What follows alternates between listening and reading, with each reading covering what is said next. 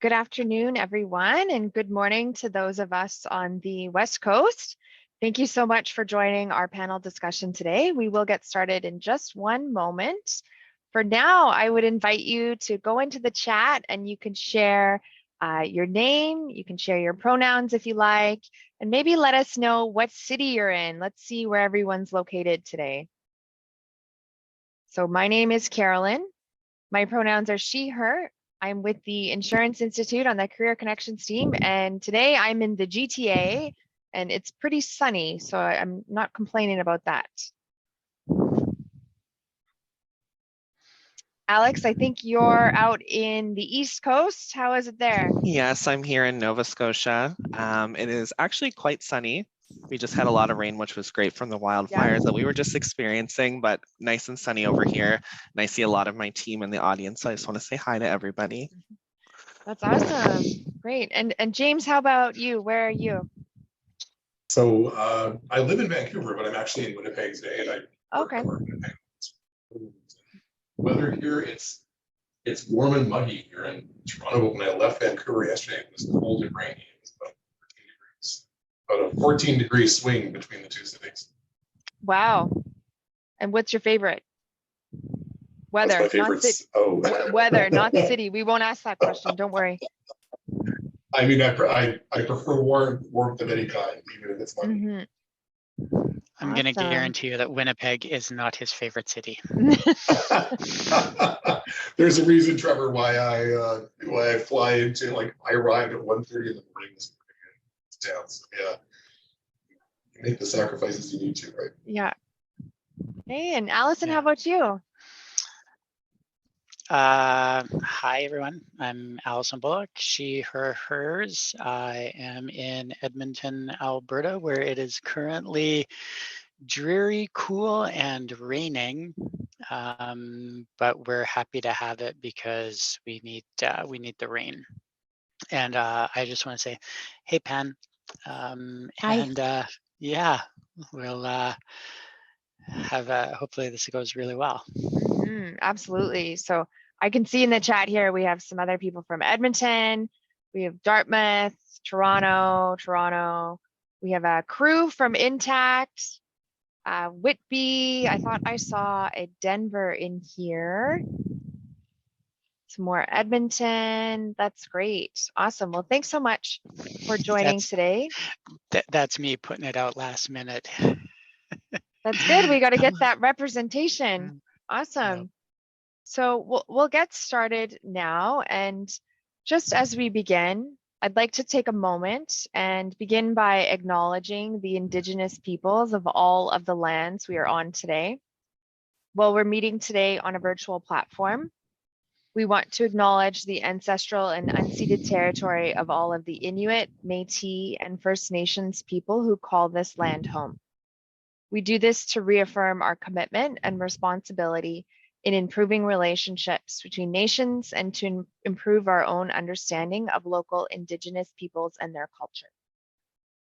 Currently, we are hosting this meeting from the traditional territory of many nations, including the Mississaugas of the Credit, the Anishinaabe, the Chippewa, the Haudenosaunee, and the Wendat peoples, and is now home to many diverse First Nations, Inuit, and Métis. We also acknowledge that Toronto is covered by Treaty 13 with the Mississaugas of the Credit. Please take a moment of reflection to acknowledge the harms and mistakes of the past and to consider how we can, each in our own way, move forward in a spirit of reconciliation and collaboration. Thank you. So now I would like to introduce Trevor Buttram. He is the Executive Director of the Canadian Association of Career Educators and Employers, also known as CACE. And we're very lucky to have Trevor joining us today. He is going to be moderating our panel discussion. So thanks so much, Trevor. Please feel free to be active in the chat. You can use the chat function there, join in the conversation. We will wrap up at 2 p.m. Eastern, so we'll have an hour total. And I'm going to pass it over to Trevor. Great. Thanks so much, Carolyn. And a thanks to you and the rest of the New Entrants Committee for the opportunity to be here today. It is a bit of a homecoming. I've had the pleasure of spending 11 plus years of my career in the insurance industry at the Insurance Institute. And to be a part of this conversation is really near and dear to my heart. So excited to moderate the discussion. I do come to the conversation with a bit of a heavy heart in that the first quarter of 2023, according to an AGAL Canada report, that there have been 6,423 attacks on the 2S LGBTQ plus community across the country, with trans and racialized communities bearing the brunt of those attacks. However, it has never been more imperative that the progress that we've made, the pride that we've shown, and the communities that we've forged not be undone, and that the commitments that the insurance industry has made are continued to be affirmed towards inclusion and belonging.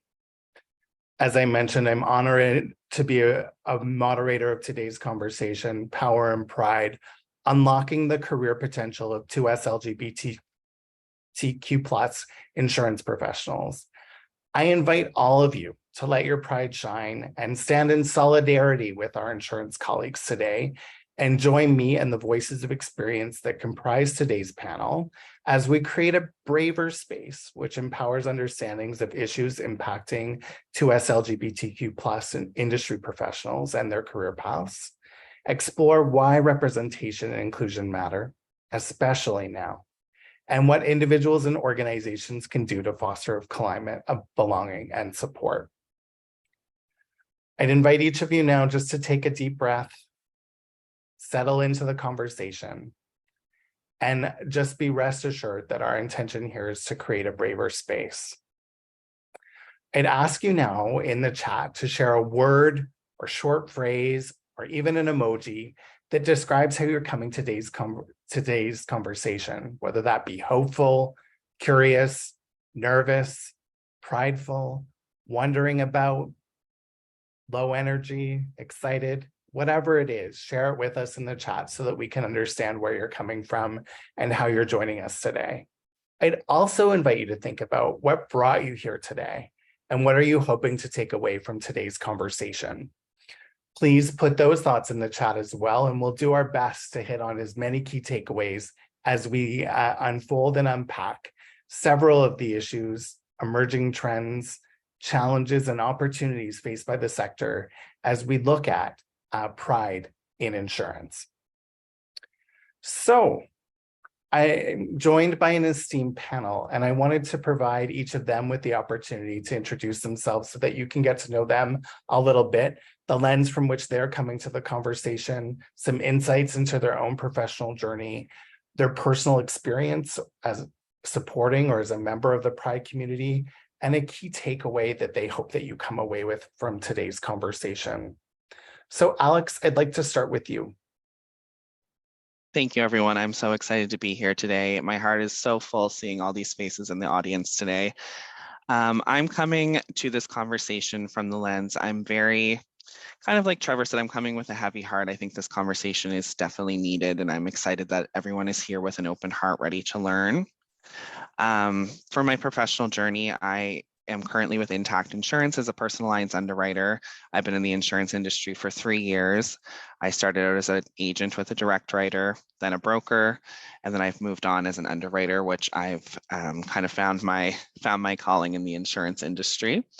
My personal experience in the Pride community is right now at Intact. I currently lead a lot of regional and national diversity, equity, and inclusion initiatives, as well as our Pride committee in the Atlantic region.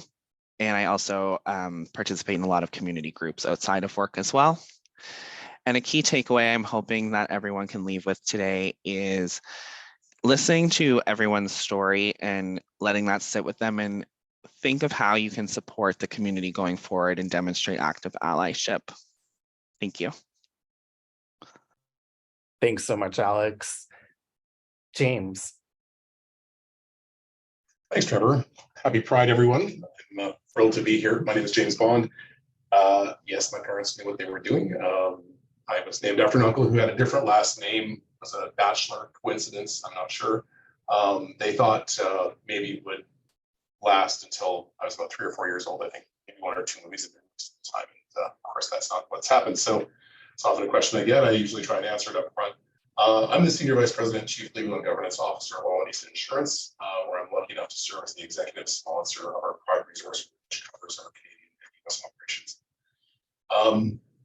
I think my role in the panel maybe is the old guy. I didn't come out until I was in my mid-20s and starting law school, but I've been fully out of my places of work for my entire career. So that's roughly around 3 decades now. My husband and I live in Toronto. I work in Winnipeg. We have 3 children together with 2 moms who live in Toronto with the kids. And I've benefited a great deal in my past from fantastic mentors and sponsors and general support from a number of people that have been around me during that career progression. And I try to pay that forward whenever possible by mentoring others and supporting our community in any way that I can find that I can bring value to it. So when opportunities like this come up, I usually try to jump at them. And so I'm really looking forward to our conversation today. Thanks, Trevor. Amazing. Thanks, James. And Allison.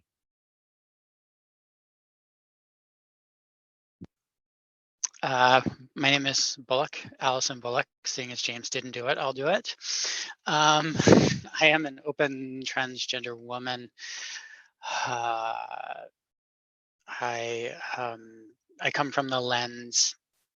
I am here today to hopefully show that trans people, because we're so vilified right now in the public space, that we're just normal people. I think before I transitioned, I might have given James a run for his money for the old guy in the room, but now I'll just be the old girl in the room. I started in insurance about 6 years ago. Prior to transition, I was a sales rep, very forward facing. Wasn't sure how I was going to be, how comfortable I was going to be in front of people. So my partner at the time suggested that I look into insurance because of its early adoption for DE&I. Very good chance that I would be accepted. Started off in insurance pre-transition, transition during my time there. Now I work for the Workers' Compensation Board, which is the most amazing company that I can think of. My first job that Allison ever applied for, so I am 1 for 1. I just hope that people can just see that, you know, trans people, we're just normal, but we're not. We're just like you, but we're not. And we just want to live a really good life. And I can certainly say that my life post-transition is better than anything that I ever dreamt of. You know, you have those dreams, and I'm sure every queer person has had those dreams before they come out. Oh, I hope this, I hope that, I hope all of this. My life is way better. I couldn't have dreamed it to be this good. So I'm grateful for the industry. I'm grateful for my community. I'm grateful for the people who are close to me in life. And I'm really excited to be here. Amazing. And I want to thank each of you for your vulnerability and also your trust in the space that we're creating today to share a little bit about your personal story and your own journeys in the insurance industry, as well as a part of the Pride community. I think it's so important that we engage in these dialogues, particularly now, but also at the same time recognizing and infusing a little bit of hope and reflecting about how far we've come, where we're headed next, and what opportunities lie ahead, I think, both within the industry and also beyond, and the power of what Pride can mean and represents. And so I wanted to get each of your perspectives on that. What does Pride mean to you? And really, I guess, invite you to share why it's so important. Alex, let's start with you. Absolutely. Thank you so much. And Pride means a lot of different things. And I think to everyone, it means something different. And initially in my journey, I did not feel a whole lot of pride in myself. That's why it is so important to me. But Pride to me means being unapologetically myself, being proud to work being proud of the work I and my community have put in to take up the space and be heard. Pride also means bravery and standing firm and unwavering in the belief that everybody belongs no matter what their story is. And I think pride is so important because right now it is one of the most trying and dangerous times to be visibly queer. And yet I have never felt more pride as we come together as a whole to support one another and refuse to have our voices silenced. You know, you talk about the journey, and I can empathize with sort of the feelings and wonderings, and how does one let pride show, particularly in their personal and professional life, if they don't necessarily feel it in themselves. And I'm really thrilled to hear from all of you about ways that you've come to a place of not only self-acceptance, but also creating pathways for others and inspiring others to see that it does get better, and that there's opportunities as well, I think, for understanding and appreciation, and through the storytelling and through the opportunities to kind of engage in thoughtful dialogue and conversation. Allison, how about for you? What does pride mean and why is it so important?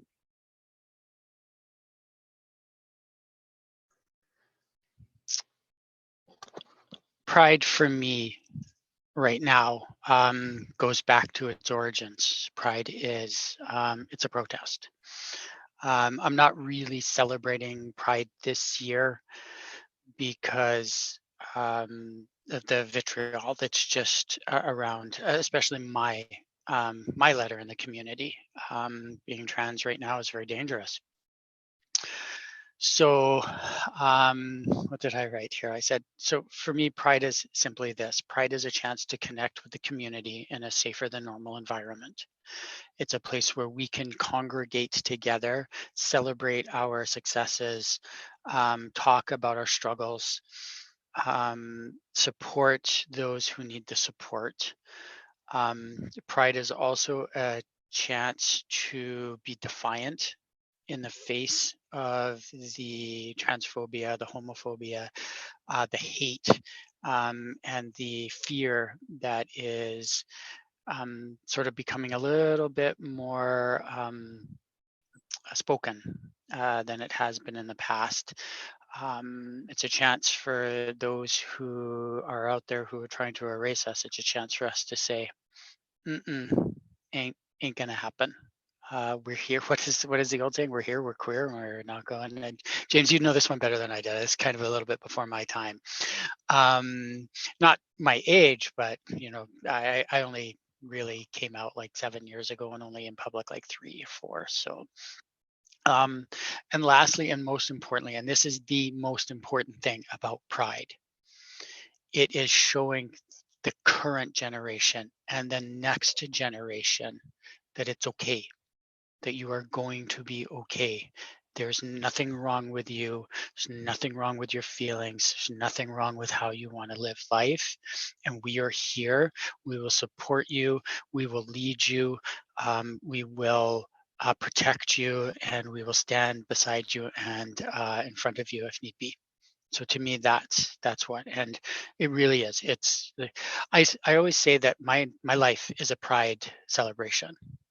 I'm so stinking happy to be who I am. I'm such a better person than I was before. But this month in this Pride, this is a protest to me. A really powerful message, Allison, and it resonates in so many ways. And I can see in the chat so much love and so much sort of support coming through, not just for you know, the I guess sentiment that voices won't be silenced, but that feeling of representation and that feeling of offering hope, not only to those currently, you know, a part of the community, but future, you know, and the next generation, particularly the next generation of talent within the insurance industry. So thank you for that.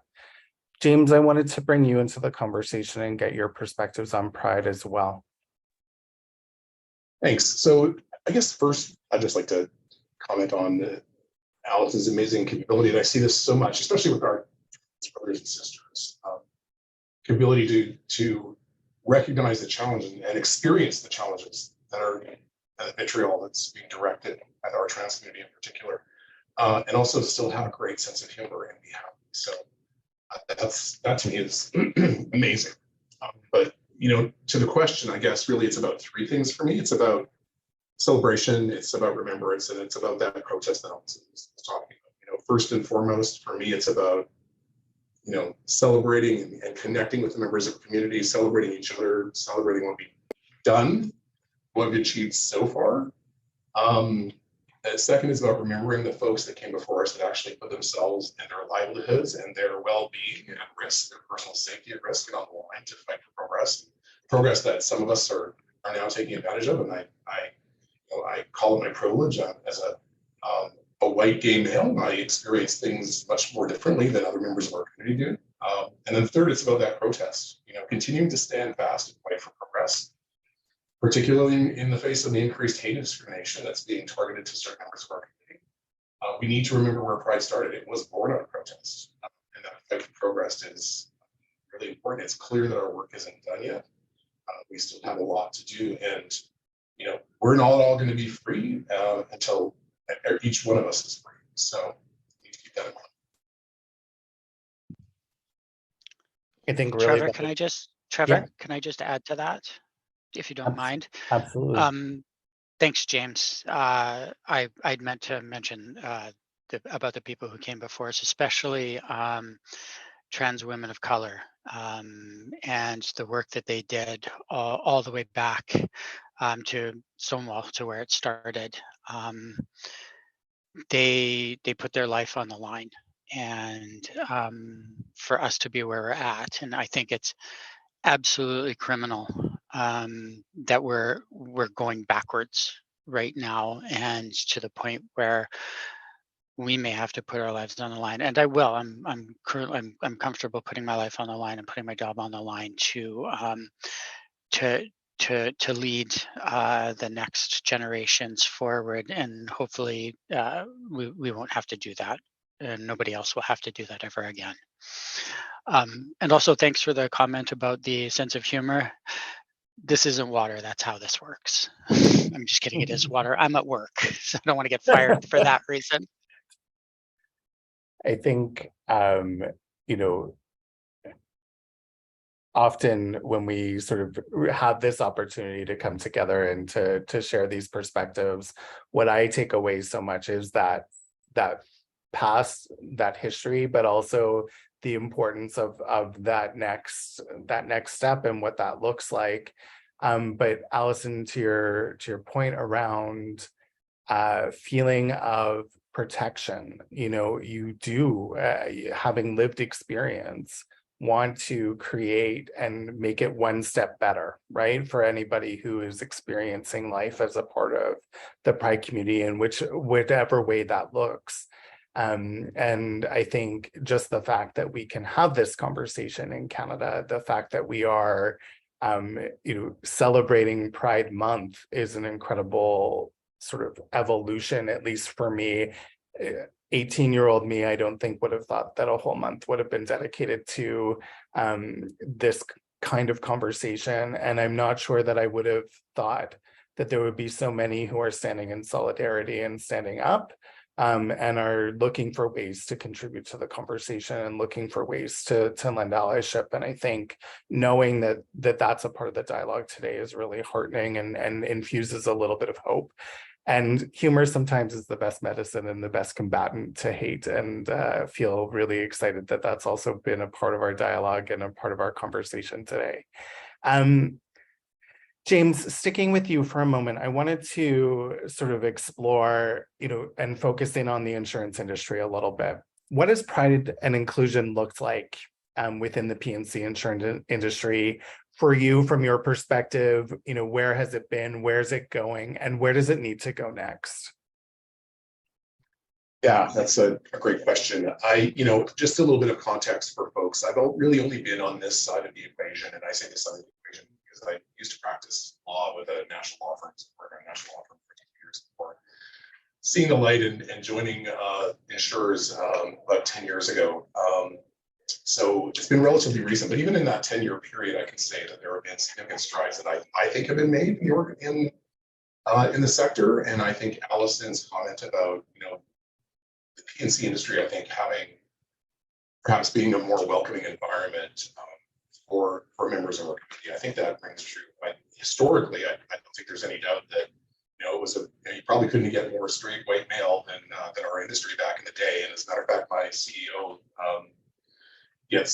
typically likes to show this picture of, ironically, of what the Wawanese Executive Committee looked like about 20 years ago, and it was all very straight, very white, very male.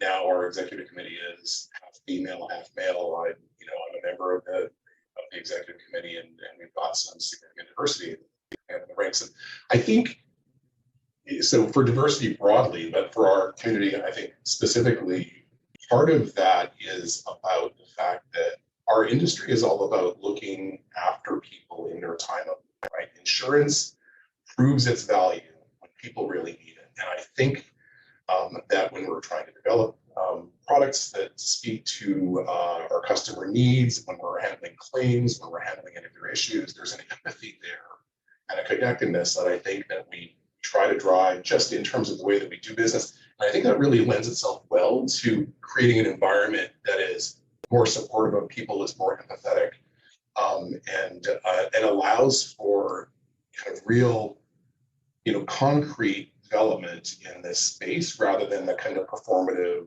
I'm going to change my logo to the rainbow colors this month kind of approach. So I think, without getting into too many specific details, although I will say, our organization, for example, with our new building, our new North American headquarters being built, has all gender bathrooms. As part of the structure, we have a variety of different kind of concrete initiatives that we've undertaken to make spaces more welcoming for folks. I just think that broadly speaking, we can harness that natural empathy that exists in our industry because of the work that we do. I think we can go really far and avoid the kind of, again, the performative, not that I don't like to have a good pride cocktail party, don't get me wrong, but it's this time of year and the resources that our organizations can harness and put to good use can be spent on things other than cocktail parties and, dare I say, parade floats in Toronto. Yeah, I think that there's been a lot of evolution in the conversation, right? And there's also been a lot of evolution in the demographics. The recent demographic research, for example, out of the Insurance Institute of Canada shows that the industry is moving the needle significantly.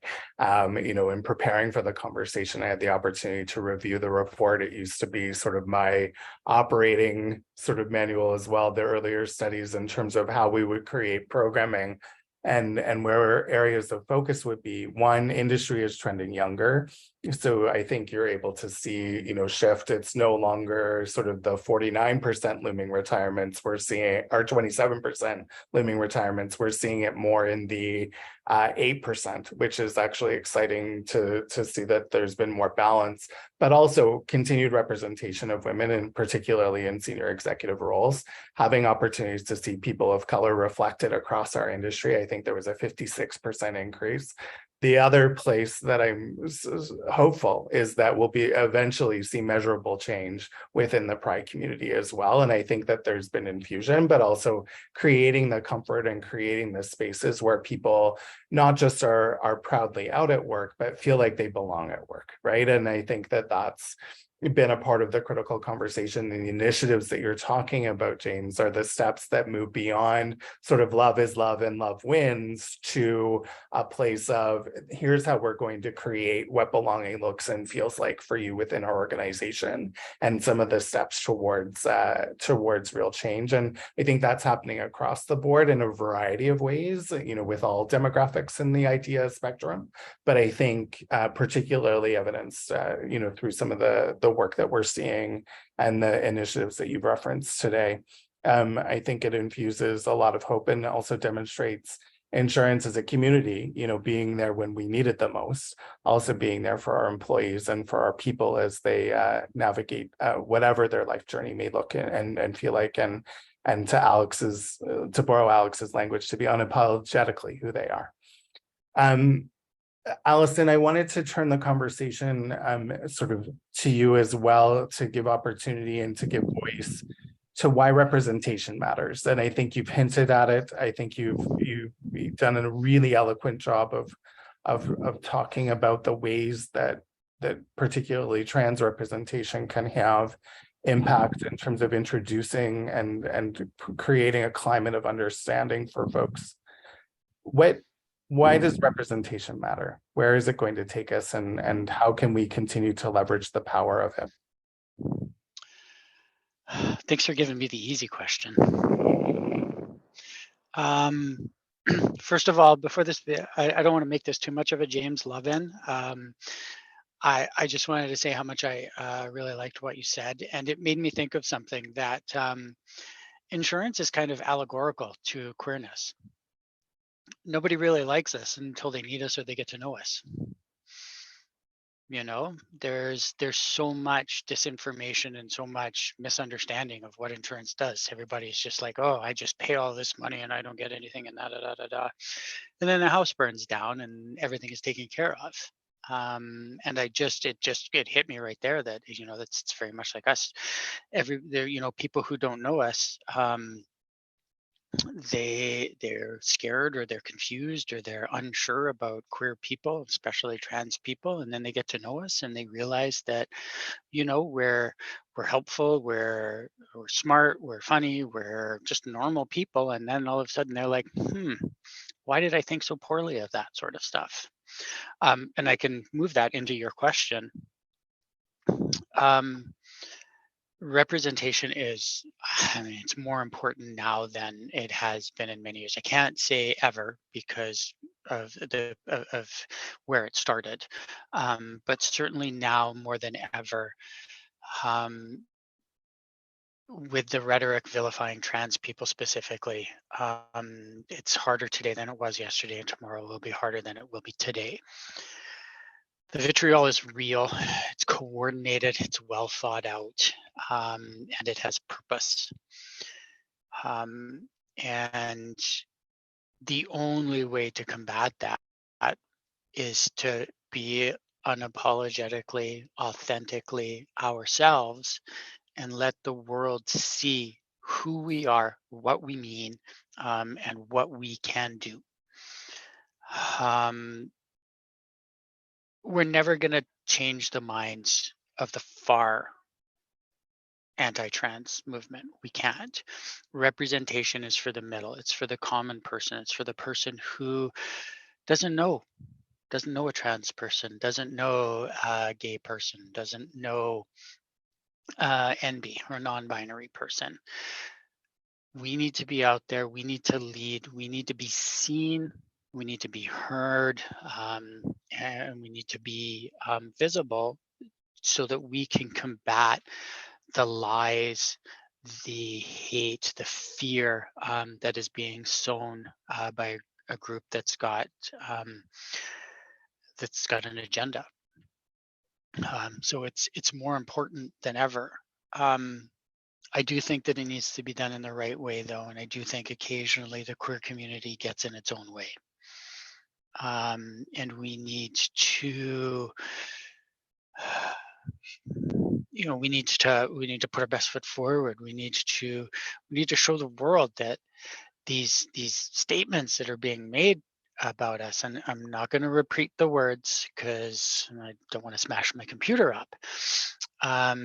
But I've been called them, and it's just the only way is representation. It's the only thing that we can do. It's the only way that we can stem the tide is to be out there and just prove the lies wrong.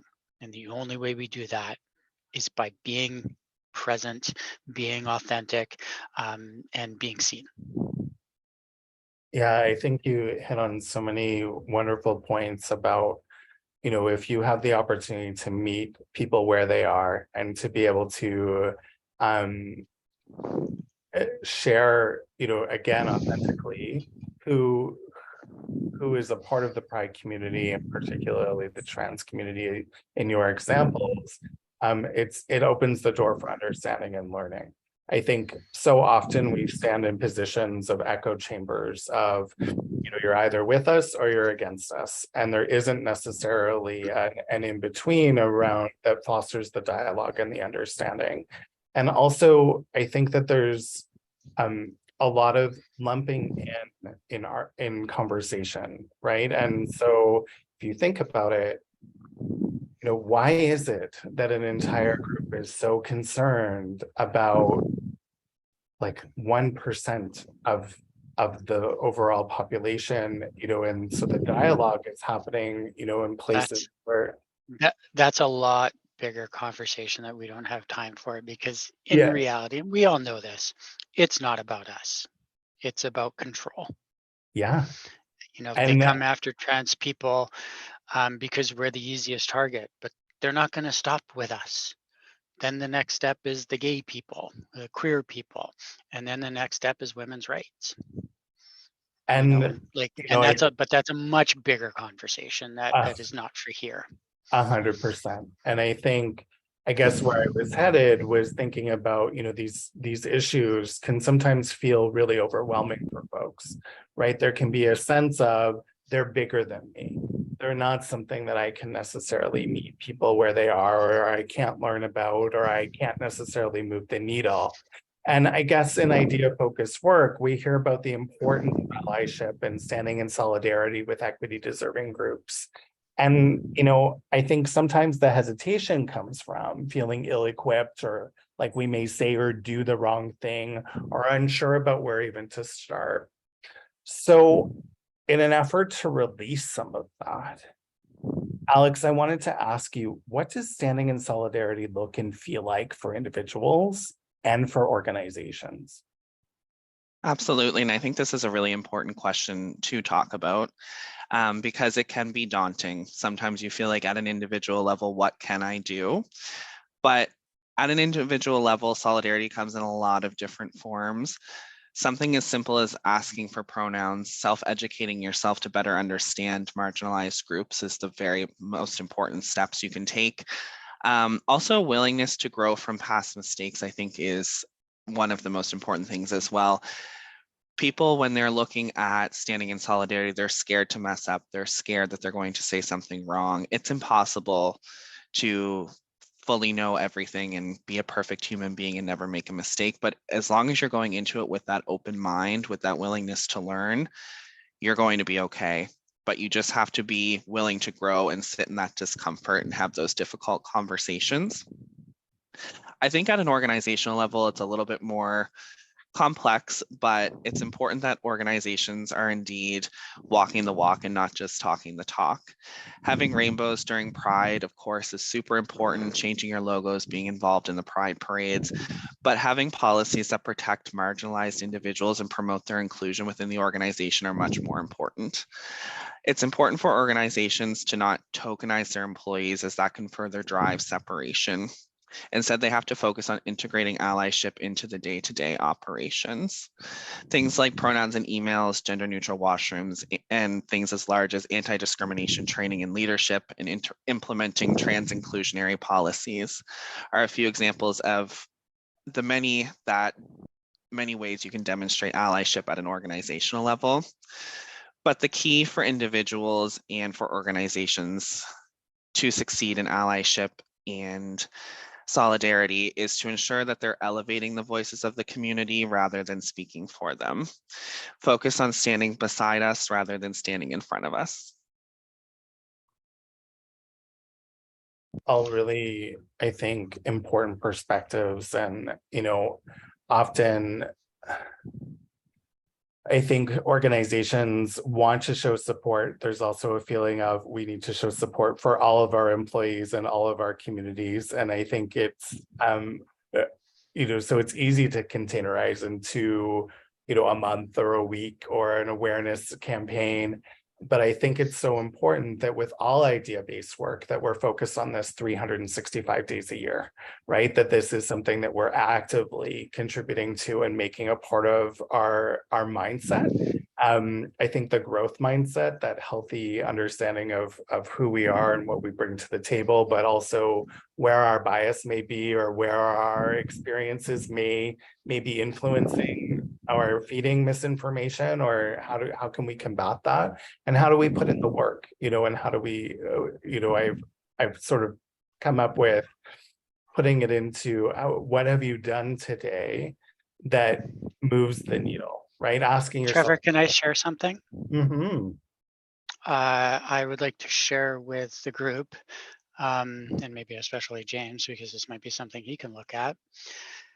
Yesterday, I got an email from our health and wellness team. The Workers' Compensation Board here in Alberta has added to our healthcare plan gender affirming care, which includes facial feminization or facial masculinization, liposuction, lipofilling, body contouring, and other gender affirming care to a significant portion, $7,500 a year, $30,000 a lifetime. And that came from a DE&I focus group that was put out earlier this year. Also on top of that, they also added fertility and that sort of stuff, which is also great for a queer community, especially James. I don't know if it was covered for you, but obviously having non-traditional babies can be quite expensive. And our company has come out with that, and it's like it literally just came out yesterday.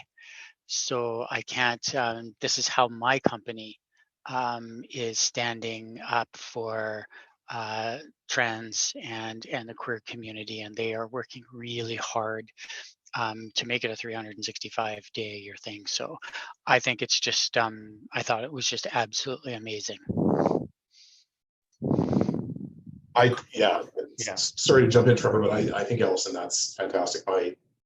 Our kids are now 11 and 13, so they predate this. Our exercise kind of predates even moving over into the insurance industry from law. But this is exactly the kind of thing that I was talking about when I was saying, organizations need to focus less on the performative piece and more on the actual, like, listening to their stakeholders, including their employees, about what it is that they need, and then devoting their resources to that. And just to kind of go back to Trevor, to your comments about, there's always this kind of whataboutism. Well, what about this group? What about that group? And it's almost like that. Sometimes you'll see organizations or individuals say, well, I can't focus too much on this because what about the other equity seeking groups? And my response usually is, and all of the equity seeking groups, we have to focus on all of them. You have to do the work for everyone. You have to recognize that one does not negate the other. You can do it all. It's not a piece of pie. So taking, having a little bit for this person doesn't take any more away from the other people. And at the end of the day, it's then at times like this, when we've got a particular time that we've all agreed is going to be a focus, where we can talk about the work that we've done, the good work that organizations have done, and how, just as we're doing in this panel. So I think it's to your points earlier, 365-day year exercise. It's all about focusing on the wants and the needs of the folks in the equity seeking groups that you're looking to help out, and then being responsive to 100%. And I think, when we can evidence and give examples, I think is super helpful. And also, Allison, I just wanted to recognize that that's a huge step, not only from a place of recognition and creating an inclusion and belonging, but also from a step of investing in your talent, right? Just from my perspective, anytime that you can demonstrate a commitment to your workforce that says we value and appreciate who you are, what your journey looks like, and how can we support you in that, I think always goes a long way. And I think it's not just a fantastic thing to do from a human perspective and the right thing to do from an ethical perspective, but from a talent management and overarching securing the future of our industry perspective, I think it's imperative that organizations continue to move in this direction. I also wanted to highlight, that with all idea-based work, it's the amplification of voices, as you said, Alex, reading queer authors, being a part of Pride events, engaging in contributions to charitable organizations, whether through time or money, that are focused on Pride-based work.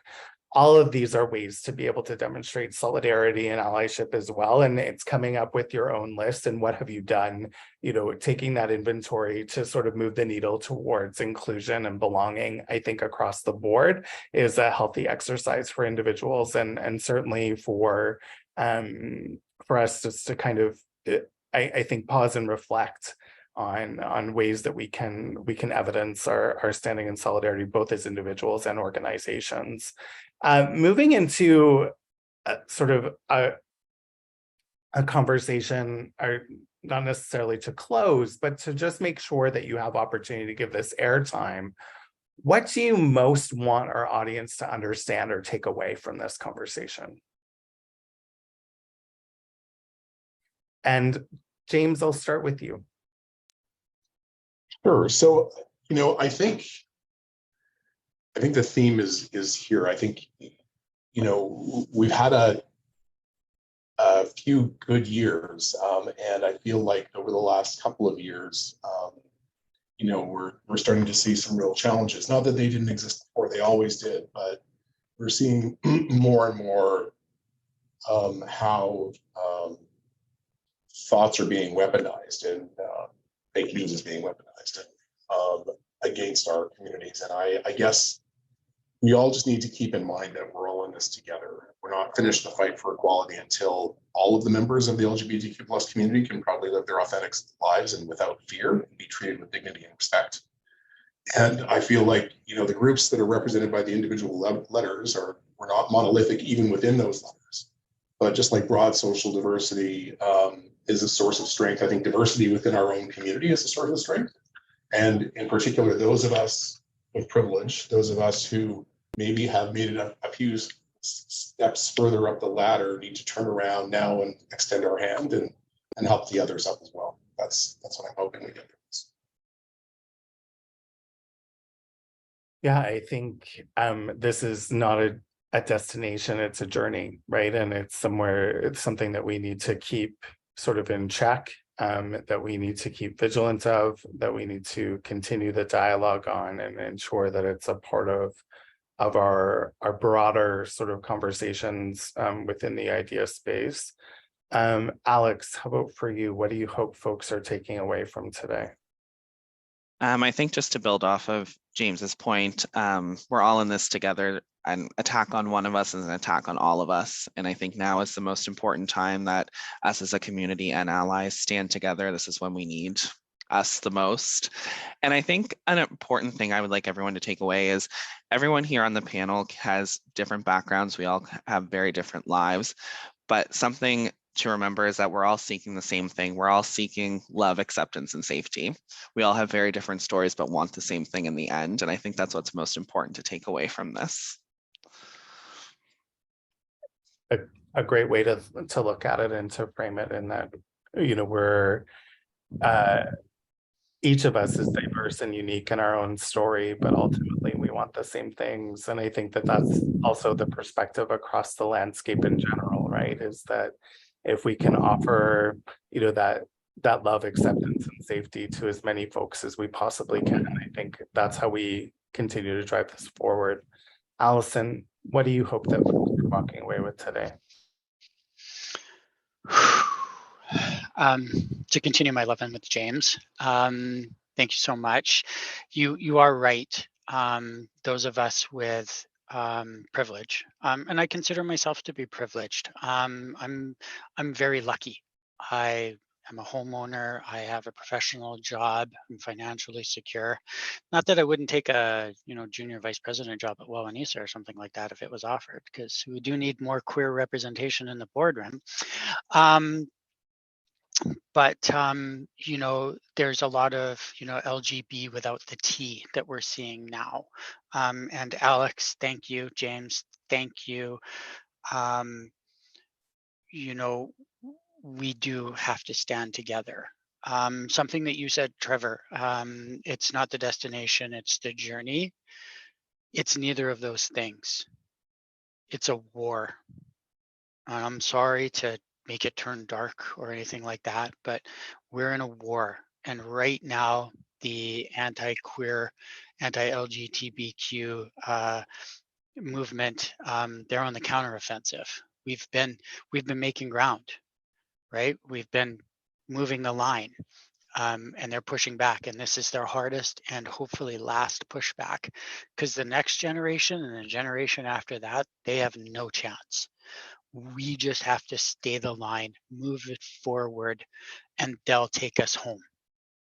So the point that I want people to leave with here today is, you know, if you're queer, we need to stand together, because an attack, as Alex said, an attack on one of us is an attack on all of us. If you're an ally, you can no longer sit quiet. You can no longer support us in private or in small groups. Trans kids specifically are going to suffer. Just came out today that the Catholic School Board in Calgary is making it like, I don't know, it's you now have to, teachers can't call kids by their preferred names. It has to go to their parents. And we all know about New Brunswick. They're going to suffer if we don't stand up and speak up. We can no longer just shake our heads, put our heads down and be like, weird Uncle Jake. If we don't speak up now, we lose ground.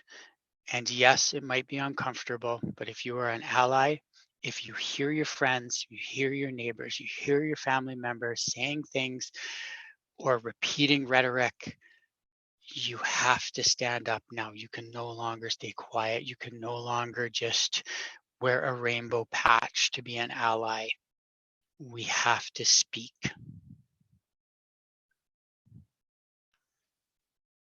And dance gaily. And I think the sentiment that we need to speak, that we need to stand up, that we need to be together in this. We need to risk. Yeah. I agree and hear that sentiment. And I think the other piece for me, you know, the challenge that you've issued to allies and those that say that they stand in solidarity is to evidence it, to show it, to give us the opportunity to amplify and to give even louder voice to those that need to be heard and to be represented and to be supported right now. You know, I early in my career was focused on education and remember sort of the feelings of vulnerability and exposure that I felt in the classroom, and remember being told at various points in my career that I was unfit to teach children, and simply because of who I was. And so I can only imagine what it looks and feels like for children to feel like that they are unfit to be a part of a community because of who they are. And so I think it's so important that when these issues are raised, that we confront them and that we rise up, and that we challenge that rhetoric each and every day. And to, as you say, Allison, put it on the line in terms of making sure that we don't go backwards, but continue moving forwards. When we have the conversation, I think today as well, you know, I wanted to just open the floor to questions and to any dialogue from those who are joining us on the line. Certainly, if you want to put that in the chat, or if you wanted to raise a hand, I'll request that my Insurance Institute colleagues just flag anything that comes in. But I also wanted to close with a little bit of a rapid fire and then turn things over to you for final thoughts. So that rapid fire looks a little bit like this. So I'm going to ask a question, and each of you, just in one word, if you want to put a link in the chat, you can also do that, or a short phrase for each of these questions. So going across the line, starting with James, pride-focused charity of choice. Sorry, am I putting it in the chat or am I responding in person? If you can respond and also put a link in the chat if you like. Sure. So I'm on the board of an organization called the Dr. Peter Raines Foundation, and I spent a lot of time supporting them. So that's the one, and I'll link into the chat. That's great, Alex. The Youth Project of Nova Scotia, it is a local charity, but they have a lot of national initiatives and resources as well. So I'll put that in the chat. Awesome. Allison? PFLAG. I work as a counselor for trans youths, but for me, my focus is more on parents of trans kids who are struggling with acceptance and understanding. So I will also put that in the in the chat, because I think it's super super important. Fantastic. And I think when we talk about charities of choice, what I love is that there's that broad range of those that may be local and those that have national or international significance. Consider sort of supporting all of those and amplifying them. Your favorite thing about summer? James, back to you. Pride and being outside, but pride's my favorite thing. That's fantastic. Alex? My Pride as well. I'm looking forward to support some of the smaller charities and organizations that are doing Pride events this year. Nice, amazing. Allison? The World Series of Poker. No, I'm kidding. It's Pride and tan lines. There you go. I waited a long time to have tan lines. Amazing. Best piece of career advice you've ever received? James? what got you here isn't going to get you there. Ooh, I like that. Alex? Failing is nothing to be ashamed of. It just prepares you for the next time you try. Allison? Oh, I can't beat either one of those, so I'm just going to go comedy. Don't sit, what is it? Don't stand when you can sit. Don't sit when you can lie down, and don't ever play cards with a man named Doc. There you go. Right now, too, in particular, I think focus on self-care is so important so that we can continue the fight. What's your go-to restorative activity, James? Spending time with my husband. He doesn't ground me. He lifts me up. I am grounded enough, but he keeps me with my life light, and that's often what I need. So that would be my favorite restorative activity. Alex, how about for you? My favorite restorative activity, honestly, is a long walk listening to the Burlesque soundtrack with Cher and Christina Aguilera. Favorite movie in the whole world. There you go. And Allison? Wow. Sports, athletics, working out, Krav Maga, just moving my body in a meaningful way. Larry Hughes tells us that movement is medicine, and I firmly believe that as well. And thank you for sharing those. I also wanted to give you an opportunity to recommend a Pride resource. You can put the link in the chat after you've shared it. So James, what's your go-to? Yeah, so this is a new one. Some folks may already be aware of it, but it's an organization that's focused on opportunities for members of our community in the insurance sector. It's called the Link Insurance Network. So I'm going to send a link to that in the chat, and getting a lot of traction, relatively new, but getting a lot of traction, and very Toronto focused right now, but we'll let that go and encourage you all to check it out. Alex, how about for you? Mine is actually the same as before as the Youth Project, but they do offer a lot of career counseling as well for individuals, especially youth entering the workforce as well. So that would be the same link that I had sent before. Nice. And Allison? Obviously, for me, PFLAG is such a big one, but also the Trevor Project, Yeah. and EGAL. Obviously that's a sports and athletics focused charity. So, but for national, I think the Trevor Project's a pretty good one for people to look into. Yeah, there are so many fantastic resources out there, toolkits, and also just even I love resources that cause you to reflect and to think on your own experiences and to sort of benchmark a little bit about where you are and where you're going, and also to share unique stories and perspectives.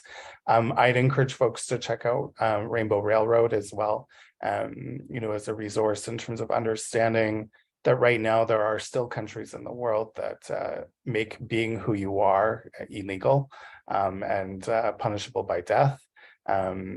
Although the work in Canada still has lots still to be done. I am thankful to live in a place where I have some legislative protection and also some support from those around us in terms of moving the needle, and would invite us to continue to preserve that and to continue to fight for that. In drawing this conversation to a close, I wanted to offer each of you an opportunity as well, just for a final thought or final piece of reflection, recognizing that we're at time. I'll give you about 30 seconds to offer that. So Allison, we'll start with you. I just want to thank you for putting this on, and for the Institute itself for understanding that this needs to be talked about. I hope it can become a yearly thing, and that we can promote this better so that we can reach a larger audience. So thank you guys so much. James, Alex, thank you so much for being a part of it and speaking your truths and speaking up. Thanks. Amazing. Thanks, Allison. I agree. I hope that the dialogue continues and becomes a part of our annual offerings. Alex? I want to say thank you to both James and Allison, and you, Trevor, for participating in this panel with me. Allison, you shared some really great insight and some really touching stories, so I do really appreciate your view on this panel. I want to thank each and every one of you in the audience today for joining us, and I really hope to see more faces next year. Alex, thank you for bringing your perspective to the conversation. It is so appreciated as well. And I think it offers a lot of hope, particularly seeing you as an emerging industry professional and continuing this work in this story. James? I couldn't have said anything better than Allison and Alex have already. So just thanks to everyone. And I love being in a position where I get to learn something new every day and make new connections. And so thanks for giving me that opportunity as well. Fantastic. On behalf of the Insurance Institute of Canada, it's been my pleasure to moderate this conversation with James, Alex, and Allison. Thank you for sharing your stories. Thank you for sharing your wisdom, your expertise, and for inspiring us, I think, during a time where it feels pretty dark, for being a voice of light, for being a voice of pride, and for also being a voice of what we need to continue to do to move us forward, not only as an industry, but also as a society. Thanks for the conversation, everyone. A huge thanks for being here today, and look forward to continuing the dialogue 365 days a year. Have a great one, everybody.